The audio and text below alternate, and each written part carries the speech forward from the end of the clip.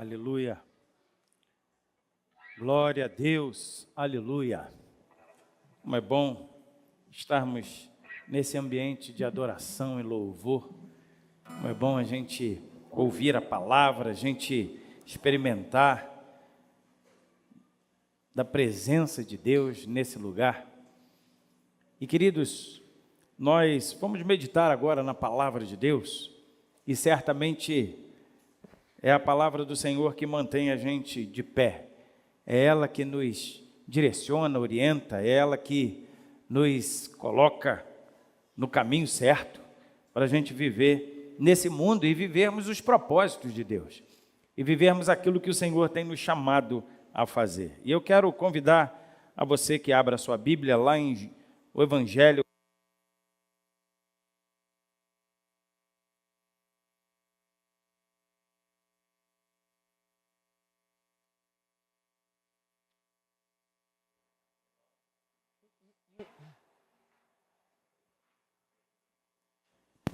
Som. Voltou. Amém. João, capítulo de número 5, a partir do verso 1 até o 15, que conta uma história sobre a cura de um paralítico. Vamos falar com Deus mais uma vez? Pai, é a Tua palavra que nos mostra aquilo que somos e aquilo que precisamos ser.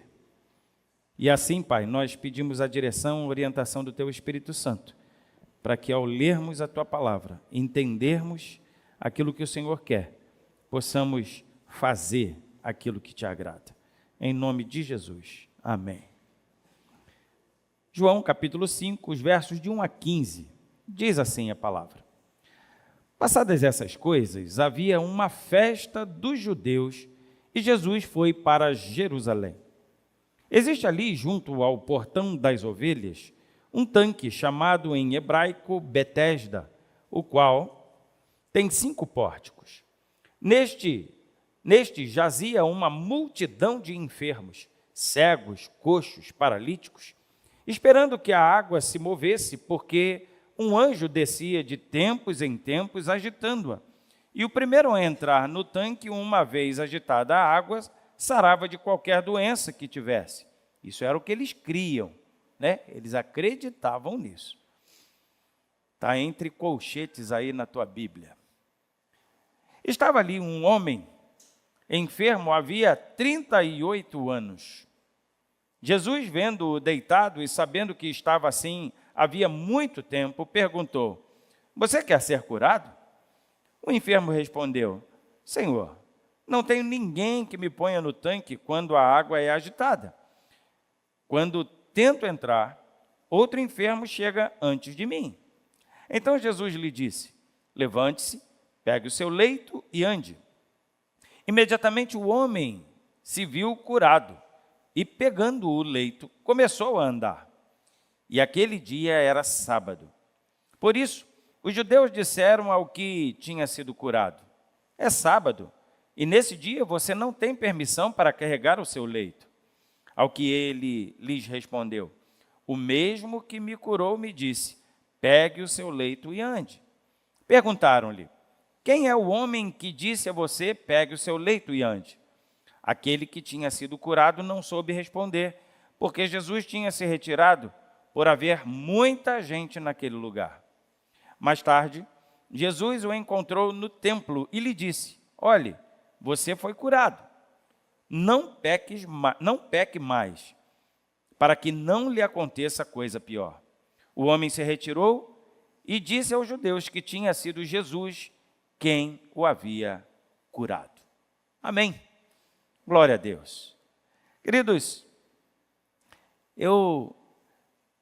se não me engano, foi na sexta-feira, Sexta-feira passada eu tive no mercado fazendo umas compras ali para casa e quando eu cheguei no estacionamento, e isso tem acontecido até de maneira recorrente, né, com frequência, cheguei ali no estacionamento, eu fui abordado por uma mulher que não tinha uma das pernas.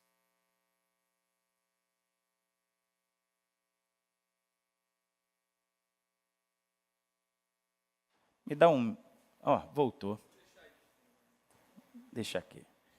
E ela pedindo ali dinheiro, né, estava, né, com auxílio de muletas, e eu ajudei, né, dei alguns trocados, dei algum valor ali para ela, mas com pressa tive que sair correndo e fui embora. E conforme eu andava com meu carro, eu pensando naquela situação, comecei a me questionar, comecei a trazer à memória aquela cena, e a minha pergunta foi, né, a mim mesmo ali, remoendo com os meus pensamentos, foi assim: o que eu poderia ter feito a mais? O que eu poderia ter realizado a mais? Será que apenas dando aqueles trocados, aquele dinheiro que eu dei para ela, seria suficiente?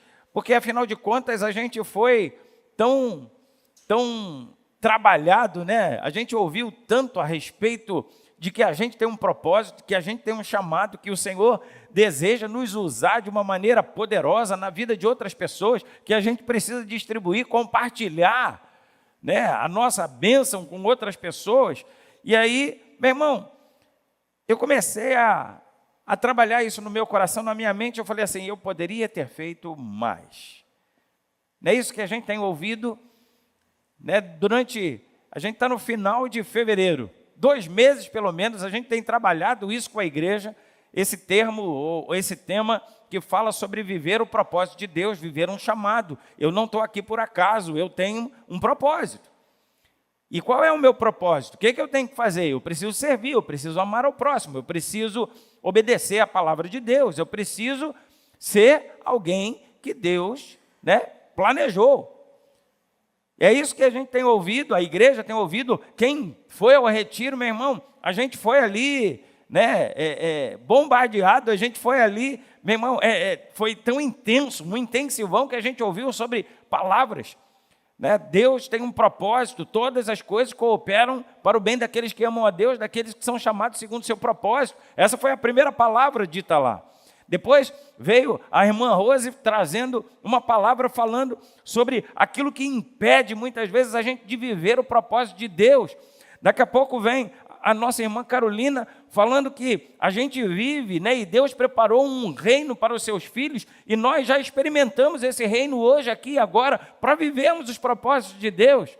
Daqui a pouco vem nosso irmão Álvaro falando sobre a história de Jonas. Foi maravilhoso quando a gente vai ouvindo ali, e Jonas tentando fugir de um propósito que Deus colocou na vida dele, mas Deus vai lá e fala que assim: não, Jonas, eu quero que você cumpra esse propósito, porque eu tenho um propósito maior ainda, para uma cidade inteira ser salva, Nínive.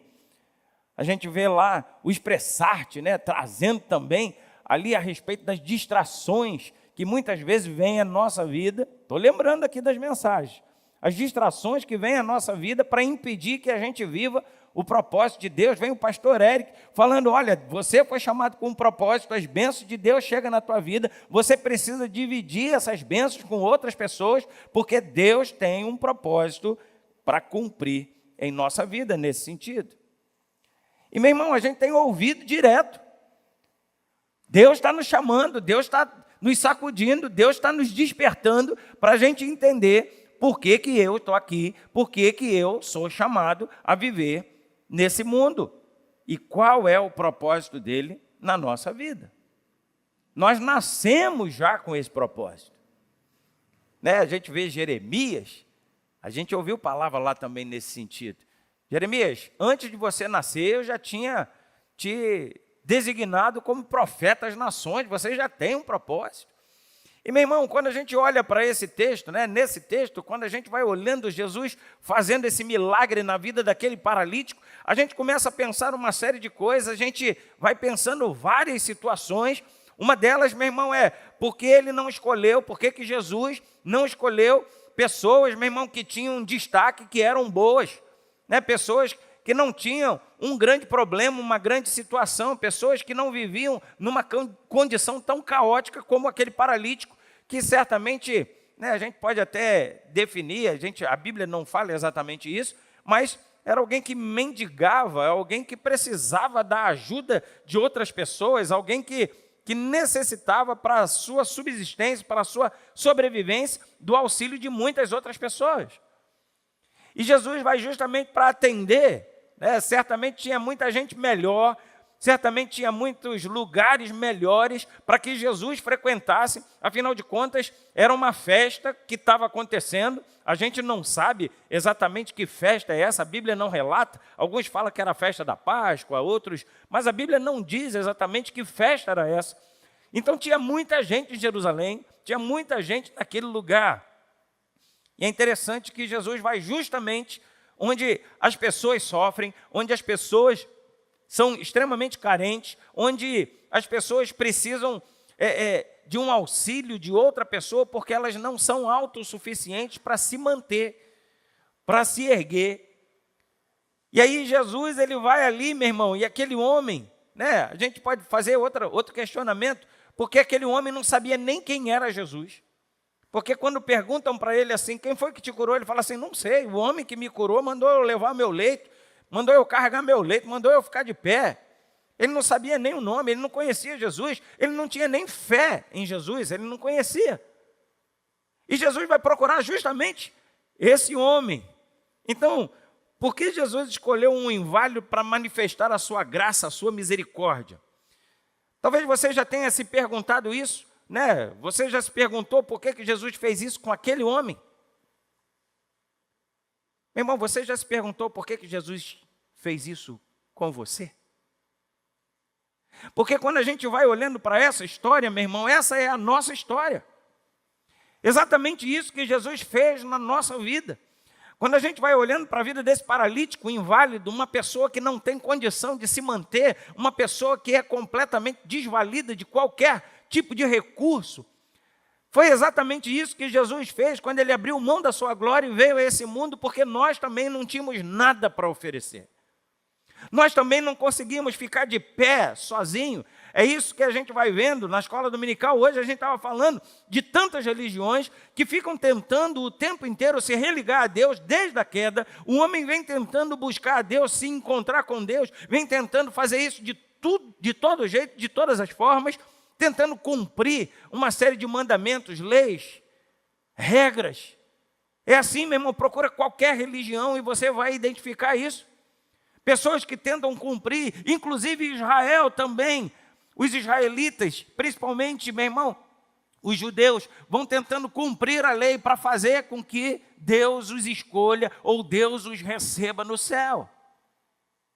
Mas quando a gente vai olhando para a graça de Jesus, a gente vai vendo a misericórdia de Deus sobre a nossa vida, a gente vê que não é o homem que chega-se a Deus, mas é Deus que se chega ao homem, e foi justamente pela graça de Jesus, pelo amor de Deus, pela misericórdia que Ele tem pela humanidade, que Ele abre mão da sua glória e vem ao nosso encontro. Então, quando a gente olha para a história desse paralítico inválido, desse homem moribundo que está lá naquele tanque chamado Betesda, que tem um monte de gente, que está numa situação igual a dele, pior do que a dele, talvez. Deixa eu tirar isso aqui.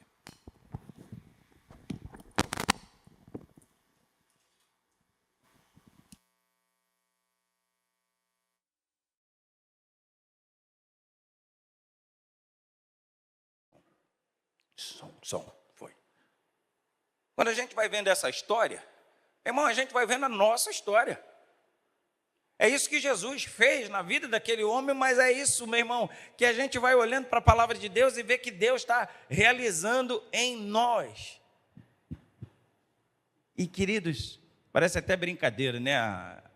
Mas essa história é a nossa história e é exatamente isso que Jesus fez por mim e por você. Aquele homem, ele está junto ao tanque de Betesda. Ali se encontravam os doentes. Ali se encontravam as pessoas que estavam necessitando de cura, de restauração. Eram cegos, coxos, paralíticos. O texto vai falando sobre isso, vai mostrando pessoas. Meu irmão, era muito grande aquele lugar, era um lugar... Imagina você entrando num hospital público numa época de pandemia. Imagina você entrando num hospital público e não precisa estar em pandemia. Quando você vai entrando, você vai vendo tanta gente sobre as macas, em cadeiras de rodas, sentadas às vezes no chão, procurando e desejando um atendimento, desejando que alguém olhe para ela e faça alguma coisa, dê ali um diagnóstico, dê um remédio, faça alguma coisa para fazer com que aquela situação mude. E quando a gente vai olhando para essa situação, é uma situação muito semelhante, porque ali as pessoas estavam na expectativa de receberem cura, de restauração, de ficarem de pé, de terem ali as suas necessidades supridas, as suas vidas curadas. E aquele homem está lá há 38 anos. 38 anos?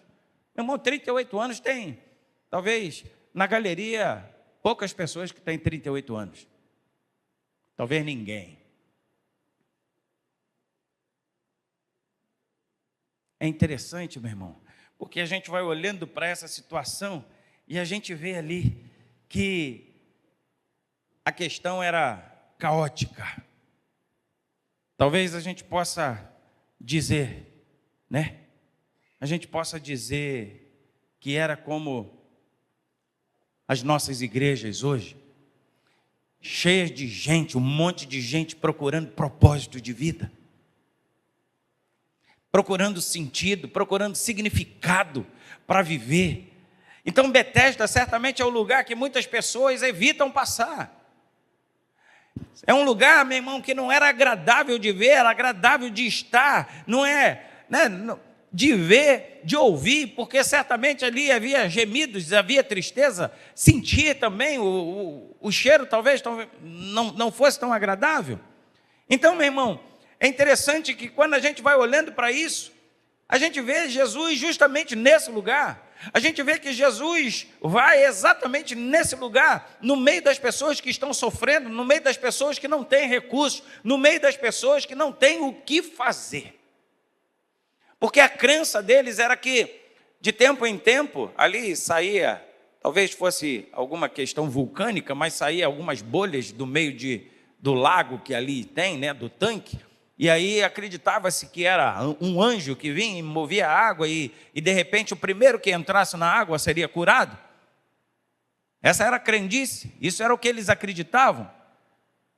E Jesus chega justamente para aquele homem e pergunta assim: você quer ser curado? E ele começa a falar: Senhor, como é que eu vou ser curado? Existem tantas pessoas que são melhores do que eu, que não têm o problema que eu tenho, e quando eu vou chegar à água, alguém já entrou antes de mim.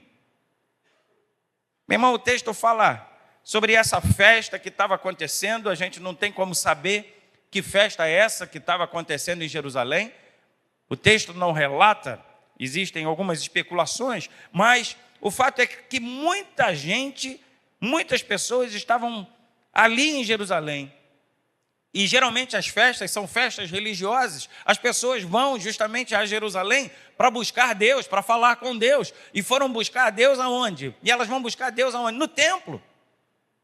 Mal sabiam elas que o próprio Deus encarnado já estava na cidade, estava naquele lugar, estava ali para realizar a cura, e quem encontrasse com ele poderia ter a sua vida transformada e a sua vida com um verdadeiro propósito. Eles estavam no templo enquanto Jesus estava lá em Betesda, lá no tanque. Eles estavam buscando o Senhor, de repente num lugar onde ele poderia ser achado em outro completamente diferente. E quando a gente vai olhando para isso, meu irmão, a gente vê que Jesus vai curando justamente aquele desvalido, aquele inválido, né? Essa é a nossa história. Foi isso que Jesus fez por mim e por você. Nós, meu irmão, também éramos inválidos espiritualmente falando. E Jesus veio ao nosso encontro para restaurar nossas vidas, para nos colocar de pé.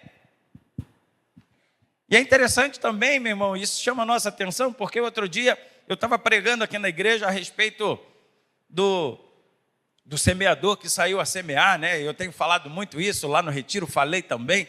E é interessante chamar a atenção para isso, porque eu falei que 75% das pessoas que ouvem a palavra não dão atenção à palavra. Não têm ouvidos bons ou não têm o solo do coração bom para que essa palavra penetre, germine, dê fruto. Apenas 25% das pessoas que ouvem a palavra, né, de acordo com o texto do semeador, que ele coloca 4 tipos de solo, ou 4 tipos de ouvido, 25%, um quarto, são pessoas que ouvem bem, e muitas vezes a gente quer ser encaixado, a gente quer ser contado como esses 25%. Olha, eu faço parte desse grupo. Mas, na verdade, A gente não quer fazer parte dos 75%. Da mesma forma que a gente não quer também ser contado como aquele inválido, né? Como aquele paralítico. A gente quer ser encaixado com os personagens da palavra de Deus, né? Bem diferentes desse. A gente quer ser comparado com um Abraão, né? Um pai da fé.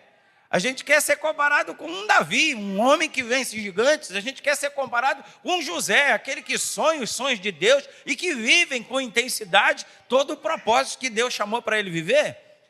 Não é assim? A gente quer ser comparado com um Paulo, um evangelista nato que vai plantando igreja, que onde chega o poder de Deus se manifesta na vida dele. A gente vai sendo comparado, a gente quer ser comparado, meu irmão, com esses personagens. A gente não quer ser comparado com um paralítico inválido, onde Jesus vai lá justamente para falar que assim, olha, quer ser curado? Você não tem nada, você não pode nada, você não sabe nada, você só tem eu. Mas é também algo que nos chama a atenção, que todos esses personagens, quando a gente vai falando, né, de um Moisés, de um Jacó, de um Elias, quando a gente vai falando de um José, de um Davi, de um Moisés, quando a gente fala de um Abraão, quando a gente fala de todos esses personagens, meu irmão, todos eles, indistintamente, também eram paralíticos e inválidos, antes do Senhor tocá-los e fazer com que eles tivessem um propósito. Só o Senhor foi capaz de tocar naqueles homens e fazer com que eles realmente ficassem diferentes. Eles fossem realmente usados e ousados em Deus para cumprir aquilo que Deus determinou para que eles fizessem. E é assim que a gente vai vendo, meu irmão. Porque se a misericórdia de Deus, a graça de Jesus não nos alcançar, a gente não consegue o milagre de ficar de pé e viver tudo aquilo que Deus tem para nós. E a gente vai olhando para isso. Colossenses, capítulo de número 2, nos ajuda aí, mídia. Colossenses, capítulo 2, a partir do verso de número 13. De 13 a 15. Diz assim, vou ler aqui. E quando vocês estavam mortos nos seus pecados e na incircuncisão da carne, Jesus, ele lhes deu vida juntamente com Cristo, ou Deus, né? O Pai. Lhe deu vida juntamente com Cristo, perdoando todos os nossos pecados. Meu irmão, volta a esse versículo. O que você fez para ficar de pé? Se você estava morto? Nada. Mas através da misericórdia e da graça do Senhor, Ele nos deu vida e depois diz que Ele nos perdoou. Quem está agindo? Deus. Você? Nada. Inválido. Vamos lá para o próximo versículo, 14. Cancelando o escrito de dívida que era contra nós e que constava de ordenanças. Ele cancelou, Jesus. Deus fez isso na nossa vida. O qual nos era prejudicial. Ele, poderíamos falar assim, ele removeu inteiramente, cravando-o na cruz. Ele. Se não for Jesus na nossa vida, se não for o Senhor em nós, trabalhando em nós, não somos capazes de realizar nada. Até porque a palavra diz que estávamos mortos. E morto não faz nada. Versículo 15. E despojando os principados, ele, despojando os principados e potestades, publicamente os expôs ao desprezo, triunfando sobre eles na cruz. Meu irmão, eu e você não somos capazes de realizar nada. Mas se não for a graça e o poder de Deus, se não for a misericórdia do Senhor agindo na nossa vida da mesma forma que agiu na vida daquela pessoa que estava lá, daquele paralítico que estava lá em Betesda, nós continuaríamos também prostrados no chão. 38 anos. Uma vida inteira. Quantas pessoas, meu irmão, tentam e acreditam que podem resolver a situação da sua vida e acreditam que tem propósito, acreditam que estão vivendo tudo aquilo que Deus desejou para ele. né? E lá, a gente ouviu isso, muitas pessoas vão tentando viver as suas vidas e viver o propósito, entre aspas, de Deus sem Deus. Meu irmão, sem Deus a gente não consegue nem viver, muito menos o propósito dele. É só Ele que pode fazer, é só Ele que faz a obra. Quem faz em nossa vida é Jesus. Quem age com poder para nos libertar é Jesus. Quem nos dá a vida é Jesus. Quem nos cura das nossas enfermidades é Jesus. Só Jesus faz isso. Até o Senhor Jesus nos dar a vida e nos curar de todos os nossos pecados, nossa condição é igual a do paralítico. É igual a do paralítico.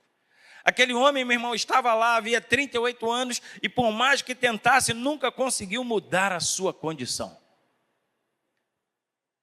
E quando a gente olha para a Bíblia, a gente vê inúmeros exemplos de pessoas que, se o Senhor não agisse em favor deles, eles teriam morrido.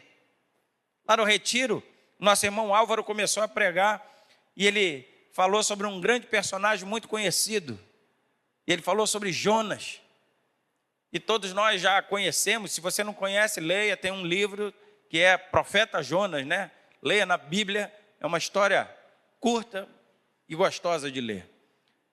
Mas ali, quando ele não está cumprindo o propósito que Deus determinou para a sua vida, daqui a pouco ele é lançado ao mar. No meio de uma tempestade, ele é lançado ao mar. Meu irmão, não tem solução para a vida dele.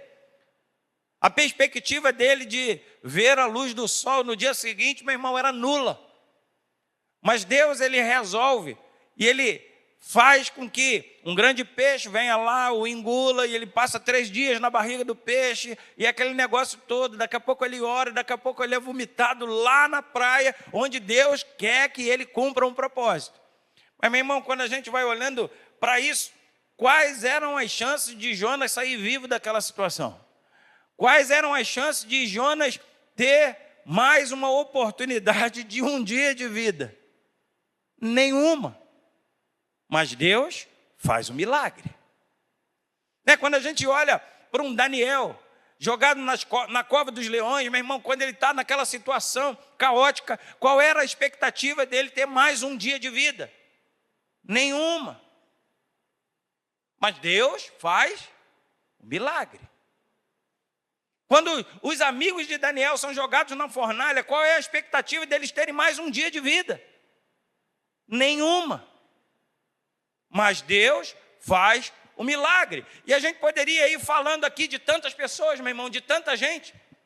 Pedro é jogado numa prisão, e ele está lá, meu irmão, o Herodes já vai decapitá-lo no dia seguinte. Qual é a possibilidade dele ser salvo? Nenhuma. Mas Deus faz um milagre, mandando um anjo lá na cadeia e libertando ele. Qual era a perspectiva de Naamã, que tem lepra? Nenhuma. Porque não tinha cura para essa doença naquela época. Mas Deus faz o milagre. Meu irmão, quando a gente vai olhando a bondade do Senhor e como Ele vem ao nosso encontro, transformando a nossa vida, a gente vai olhando para a palavra de Deus e a gente vai vendo, se não fosse o Senhor que estiver ao nosso lado, se não fosse o Senhor que manifestasse a sua graça e misericórdia na nossa vida, não teria jeito. Não teria solução. Então, quando a gente olha para essa história do paralítico de Betesda, onde a gente vê Jesus ali perguntar, você quer ser curado? Aquele homem começa a argumentar com o Senhor e começa a dizer assim, eu não tenho quem me coloque no poço, vem sempre alguém antes de mim, entra lá no meu lugar e eu não consigo. E aquele indivíduo começa então a explicar o que acontecia e por que dele estar ali há tanto tempo.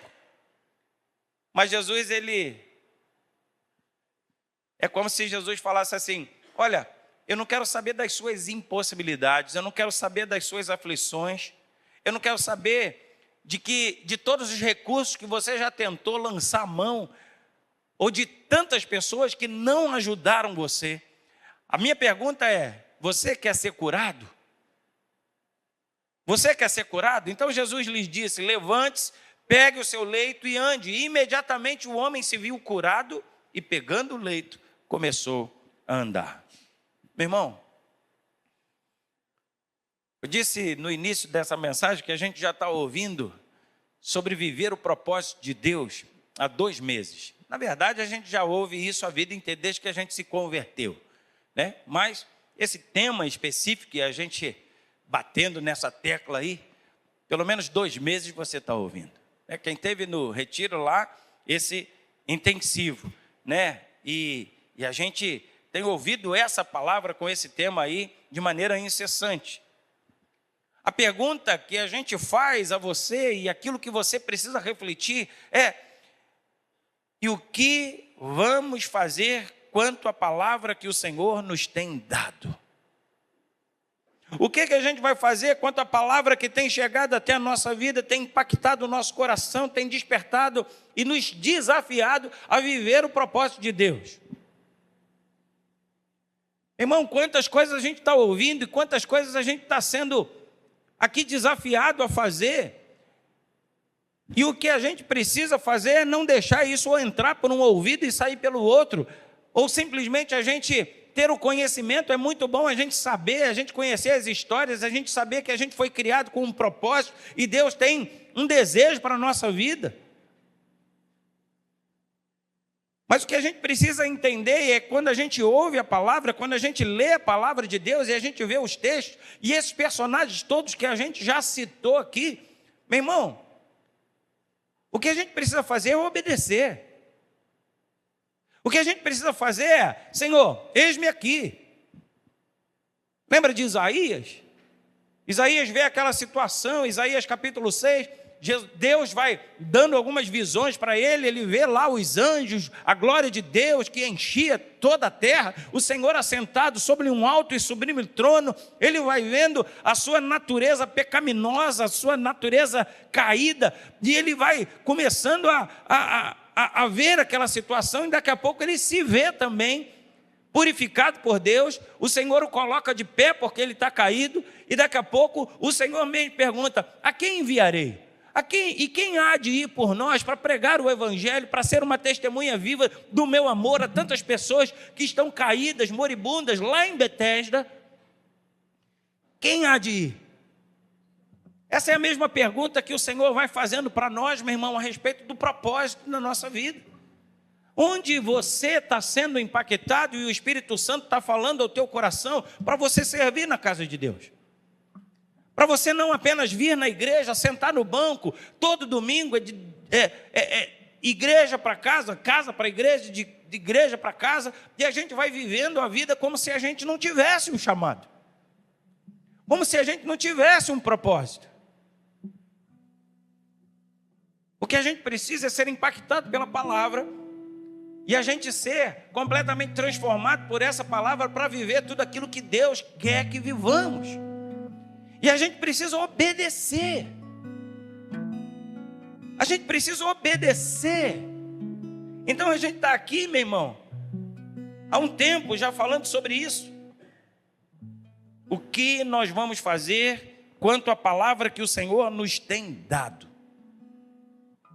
O que você, vamos botar no singular, o que você vai fazer com a palavra que Deus tem falado ao teu coração? Você não é mais inocente. Você sabe que você não está aqui por acaso. Você sabe que Deus conta contigo, meu irmão. Não é que Deus precise de nós, mas Deus conta conosco.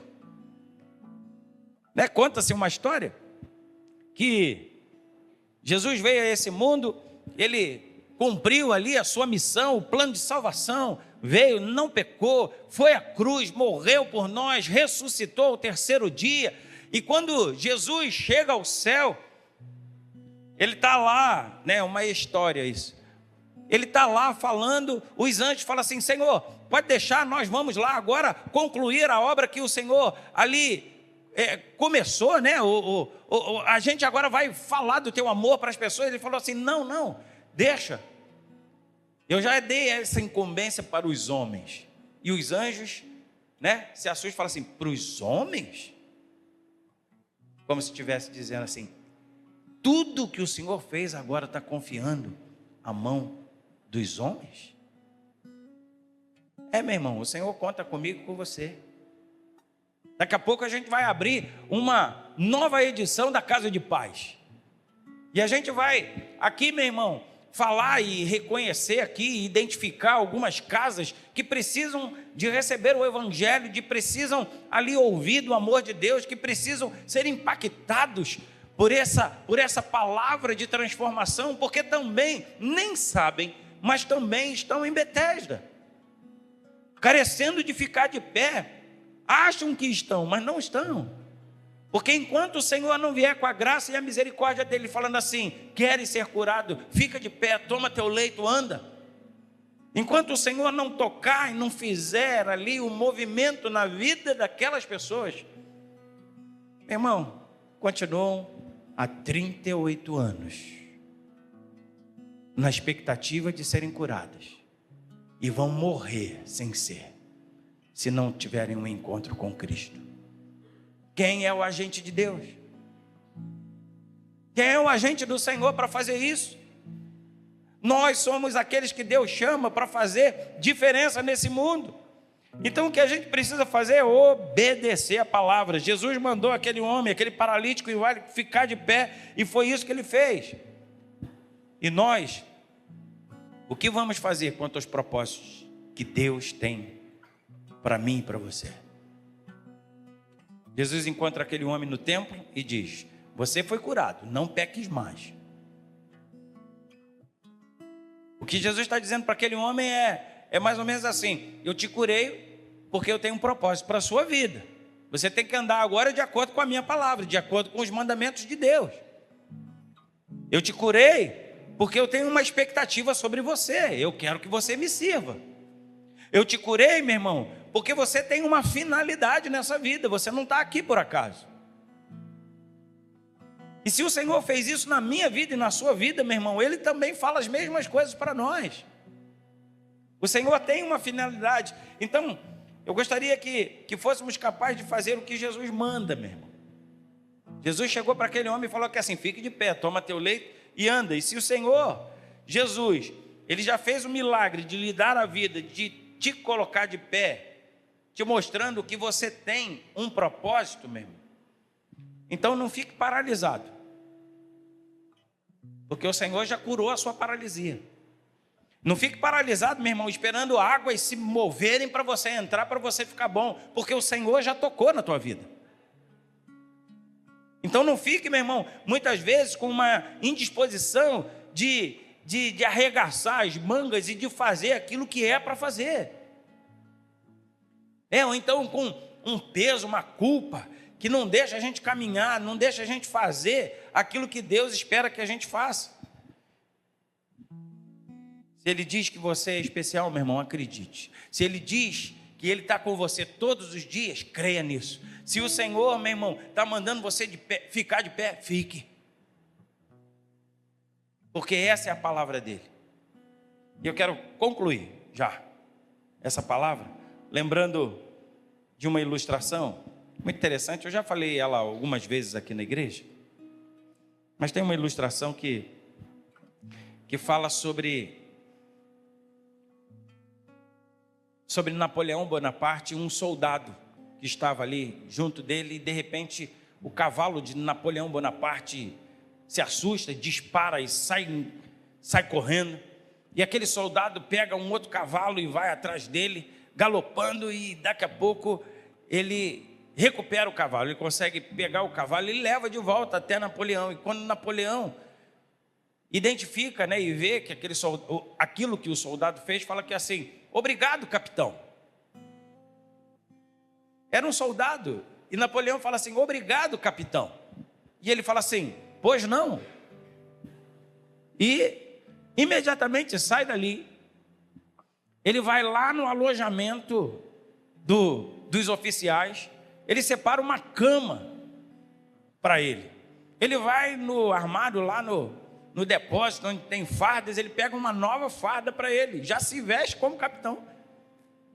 Ele vai lá no rancho dos oficiais e come tudo que ele pode. E daqui a pouco ele volta, fardado agora como capitão. E alguém chega para ele e fala que é assim, por que você está assim? Ele falou que é assim. Como assim? Ele falou assim, por que você é um soldado e está vestido de capitão? Quem te deu ordem? E ele aponta para Napoleão e fala assim, foi ele. Simplesmente, meu irmão, ele assumiu. Se aquele que é o comandante, o imperador, que é aquele que falou que você é, você é. Se Jesus está dizendo, meu irmão, fique de pé, você fica de pé. Se o Senhor está dizendo que você tem um propósito, você tem um propósito. Se o Senhor está falando que você, meu irmão, é alguém que é especial no reino dele, você faz parte da família de Deus, e você tem um serviço, um chamado para servir na casa de Deus, você precisa obedecer. Faça isso. Faça isso, meu irmão. Faça a mesma coisa, meu irmão, que aquele soldado. Isso foi o que Jesus fez por nós.